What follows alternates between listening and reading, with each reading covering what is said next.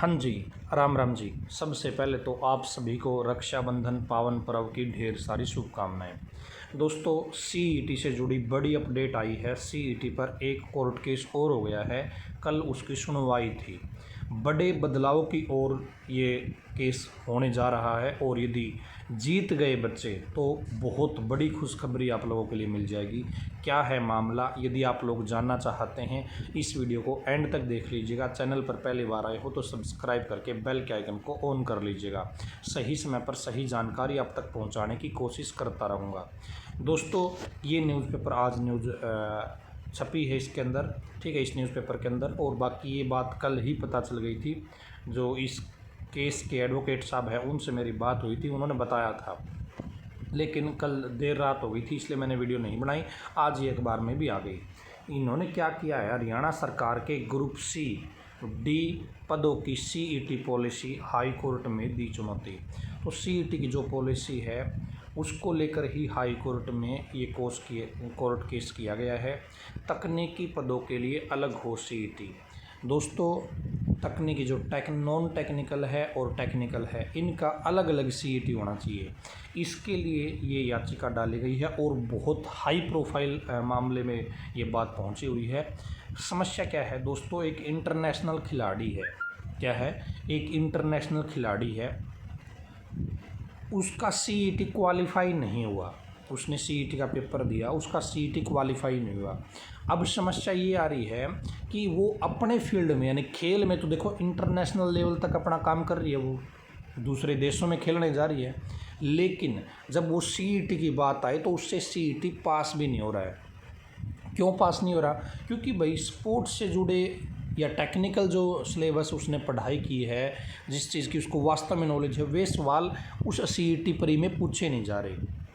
इसलिए ये court case हुआ है और जज साहब को भी ये चीज़ समझ में आ गई कि भाई आप जिस बच्चे को वैसी नॉलेज ही नहीं है, वो आज जैसे वहाँ पे तो वो टॉप कर रहा है, भाई इंटरनेशनल लेवल खिलाड़ी है और बहुत सारी बार वो जो उन्होंने जीत हासिल करी है, यानी कि वहाँ पर तो वो बेस्ट है, टॉपर है, लेकिन सीईटी प्री का पेपर पास नहीं हो रहा, वहाँ पे उसको लूज बताया जा रहा है।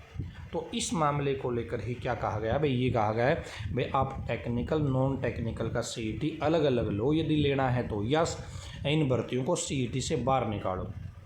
ठीक है, तो ये कुल मिला के बात है। अब इसकी सुनवाई 21 अगस्त को होगी और एचएसएससी ने टाइम मांगा है। ठीक है, अब एचएसएससी क्या रिप्लाई करेगी, अपने पक्ष को किस तरीके से रखेगी, किसने ये सोची थी, क्या सोच के ये पॉलिसी बनाई थी, तो वो भी बात बोली गई है जज साहब ने कि भाई जिसने भी बात सोची है, जिस तरीके से सोची, वो पूरा ड्राफ्ट दो मुझे विद एग्जाम्पल।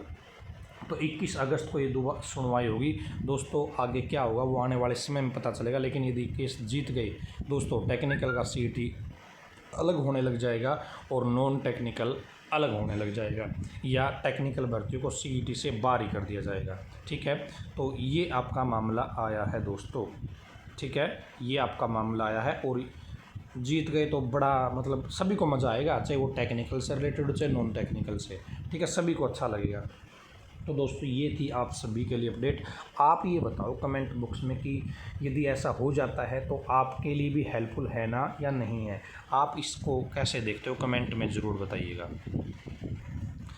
और दोस्तों, आज रक्षाबंधन स्पेशल क्लास होगी हरियाणा जीके की। ठीक है, इसमें 100 एमसीक्यू का टेस्ट रहने वाला है और आप 80 करके दिखाओगे तो वास्तव में आप इस सीईटी के दमदार खिलाड़ी साबित हो जाओगे। ठीक है, 11 बजे ज़बरदस्त क्लास होने वाली है आज नॉलेज टीवी देसी ताऊ यूट्यूब चैनल पर। और दोस्तों, जो अपना 8 व 9 अगस्त वाला ऑफ़र चल रहा है जिसमें 90% डिस्काउंट है सभी कोर्स पर, हरियाणा पुलिस का भी है, ग्रुप डी का भी है, दिल्ली पुलिस का भी है, एएलएम का भी है, सीईटी मेंस का भी है, फायरमैन का भी है। तो आज ये ऑफ़र रात 12 बजे ख़त्म हो जाएगा। तो जो साथी बैच ज्वाइन करना चाहते हैं वो ज्वाइन कर लेना। ठीक है, इस ऑफ़र के तहत। तो आज की इस वीडियो में इतना ही। धन्यवाद। भगवान करे आप सभी का समय शुभ रहे।